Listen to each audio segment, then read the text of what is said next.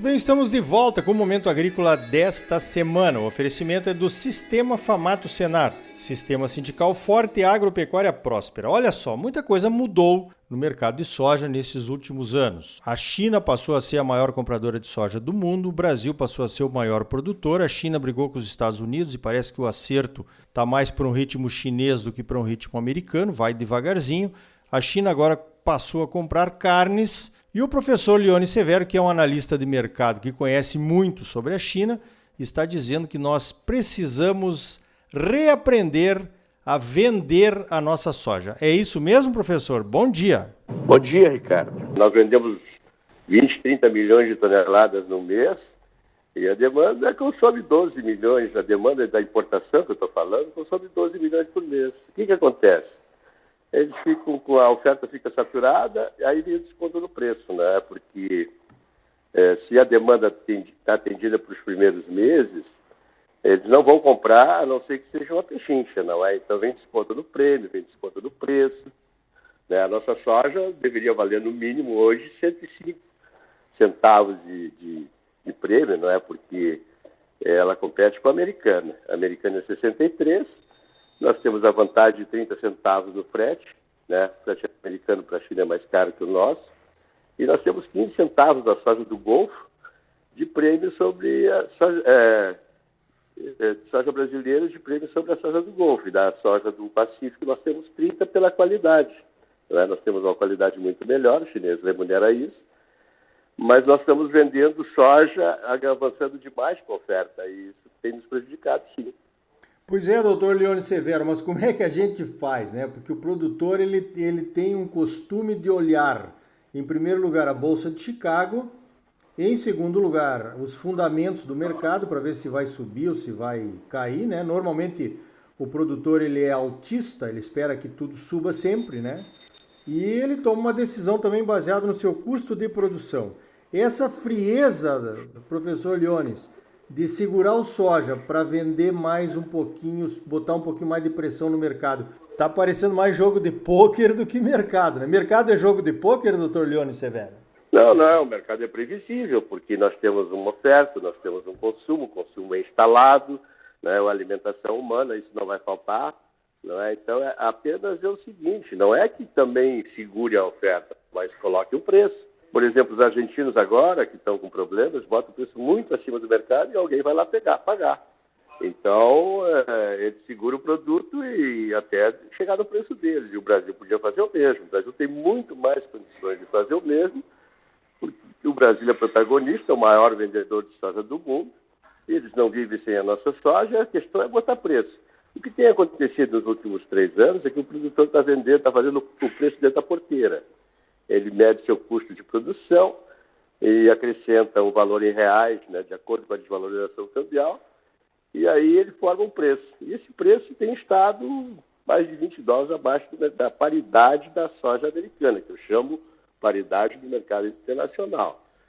Eu acho que o produtor podia saber um pouco mais disso. Fiz uma palestra no sábado e expliquei essa situação toda. Muitos ficaram indignados, dizendo que não estão sabendo de nada, disso que ficaram realmente bastante chateados, mas eu disse, bom, você ouve aí vários analistas de texto que diz que a soja vai cair. E você tem que vender, você tem que prestar mais atenção. Nós temos roteiros, vamos dizer, cíclicos, nós temos uma situação muito bem definida, o mercado de soja é muito fácil de analisar, porque só tem soja aqui nos Estados Unidos, praticamente, a Argentina não compete no grão, né? Compete no farelo. Então é só uma adequação, não é que tenha que segurar, não é absolutamente isso, é botar o preço. Entendi, eu acho que faz sentido, né? Aliás, você comentou também na palestra aí no dia de campo do Paulo Assunção que a gente mesmo compete quando coloca 2 safras à venda na mesma hora. Como é que é isso, professor?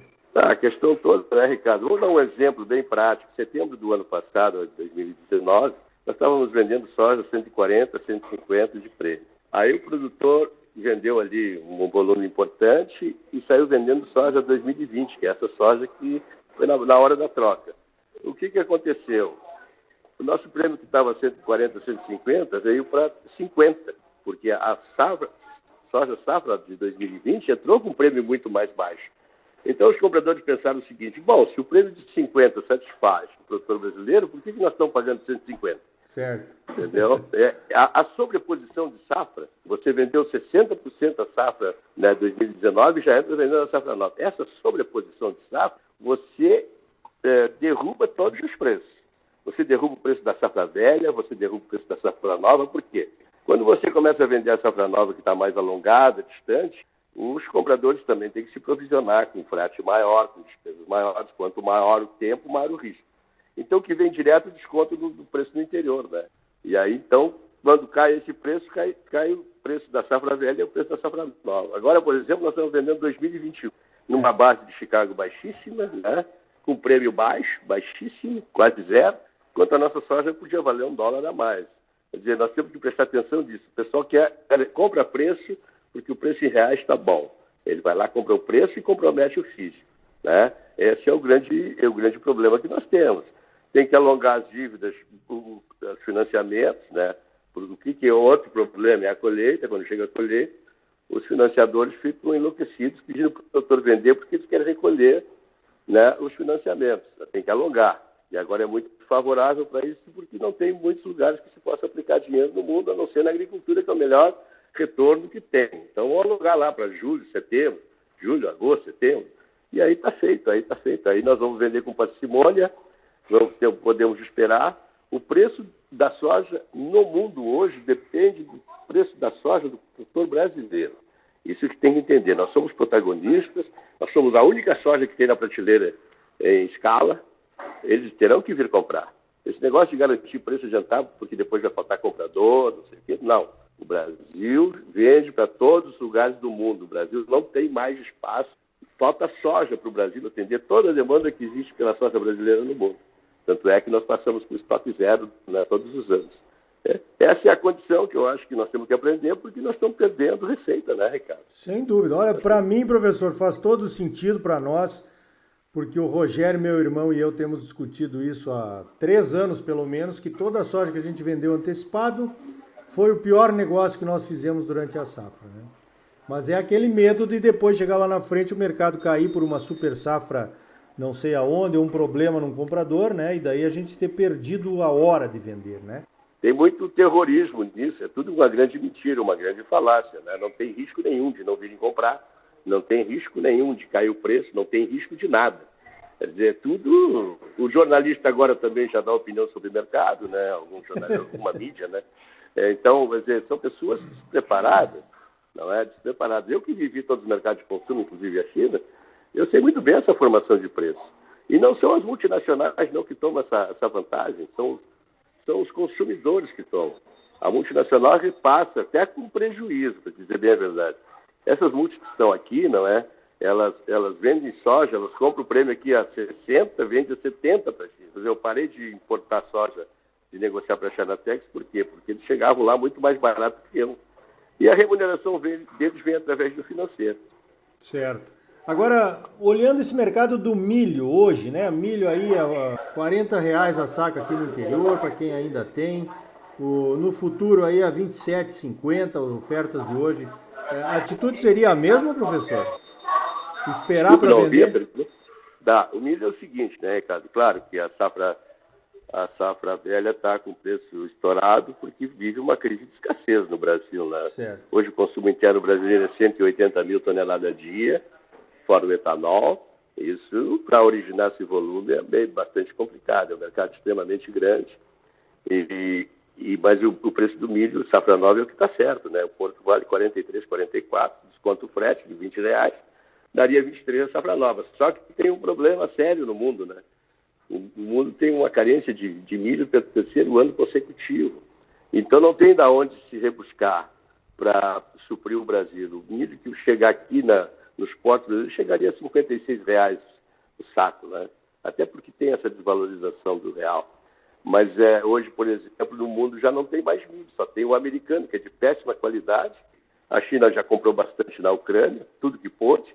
A Ucrânia também já está praticamente, virtualmente zerada, né? Então, o único milho existente hoje no mundo disponível é o milho americano. E o Brasil vai ter que conviver com essa escassez. Na verdade, se fosse só o Brasil com essa escassez, toda a escassez soberana, que eu chamo, aquela que falta o produto e não tem de onde tirar, e o preço vai subir até onde for possível, não é? Essa escassez, o Brasil vai conviver muito com isso. Hoje o mercado brasileiro, com essas instalações, com essas usinas de etanol, do milho, e o pujante mercado brasileiro de consumo hoje para a exportação de carnes para a China, o Brasil vai ter, regionalmente, assim, vai ter muitos problemas no suprimento do milho, tanto interno como para exportação. O milho brasileiro hoje é muito oferecido a partir de julho no mercado internacional. O milho brasileiro é um dos melhores do mundo, se não o melhor, e todo mundo quer o milho brasileiro. Então, por exemplo, o milho argentino já está muito mais caro. A oferta da safra nova argentina está muito mais cara que a brasileira, porque o cálculo não chega para eles. Professor Leone Severo, para encerrar, e o coronavírus, como é que essa epidemia aí pode afetar os mercados no mundo? Isso é muito grave, né, Ricardo? A gente está em suspenso porque ainda não aconteceu o pior, né, que a gente não sabe até onde vai chegar, mas é um problema sério. Por exemplo, agora, neste momento, já tem um problema de containers na China, né? A descarga não está tendo a dinâmica que precisava, né? Eventualmente vai atrasar os embarques de carne do Brasil, isso é um problema, né, porque não tem containers, né? Os containers estão tudo presos na China, principalmente os refrigerados. Isso pode acontecer, já está acontecendo na Nova Zelândia, lá que vende lácteos de carne para a China, já está acontecendo lá que eles estão atrasando os embarques. Então, por isso que eu digo, agora tem que suspender as vendas, não tem que vender nada e esperar. Porque daqui a pouco você vai vender e não tem como retirar. Pois é. Entendeu? Então, suspender as vendas, você ganha preço, fica quieto, não tem nada para fazer, o americano não está vendendo, o argentino não está vendendo, só se for um preço sky high, que a gente chama, né? O preço das alturas. E até porque também a safra brasileira não está formada. Se bem que fala em safras gigantescas, que isso não é nada disso. Não é nada disso. O Brasil, no ano passado, exportou 57 milhões de toneladas de soja para a China e para 2020 não pode acrescentar mais de 5 milhões de toneladas. Do tamanho da safra brasileira. E um aspecto que o pessoal não repara é que a safra do Rio Grande tem problema. O Rio Grande é o segundo maior porto exportador para a China, não é? Exporta 12 milhões, 13 milhões de toneladas, Paranaguá 12, Santos 16 é o primeiro.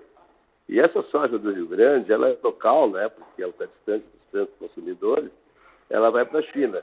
E tudo que encolher na safra do Rio Grande do Sul, se perder 4 milhões de toneladas, encolhe 4 milhões de toneladas da exportação brasileira. E isso vai pressionar muito os mercados daí para cima, né? Sim. Porque vai faltar soja, porque o chinês virá buscar de qualquer maneira.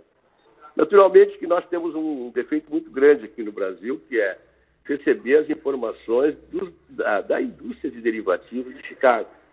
Nós não trabalhamos esse mercado, nosso mercado é físico, né? Nós trabalhamos, produzimos e vendemos produto físico.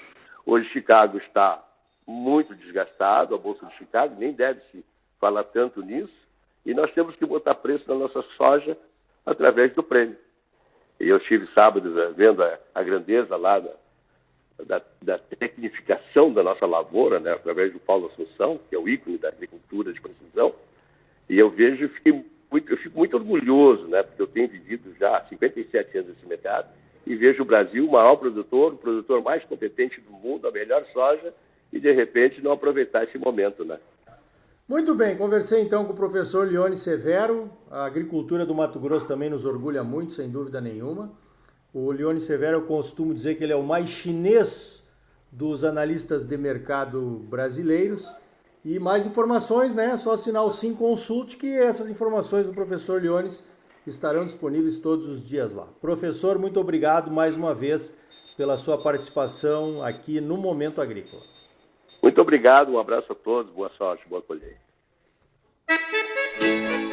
Então tá aí, ó, eu não tenho dúvidas. Precisamos realmente reaprender a vender a nossa soja, colocar o preço, como disse o professor Leone Severo. Somos protagonistas. Você sempre muito bem informado, ligado aqui no Momento Agrícola.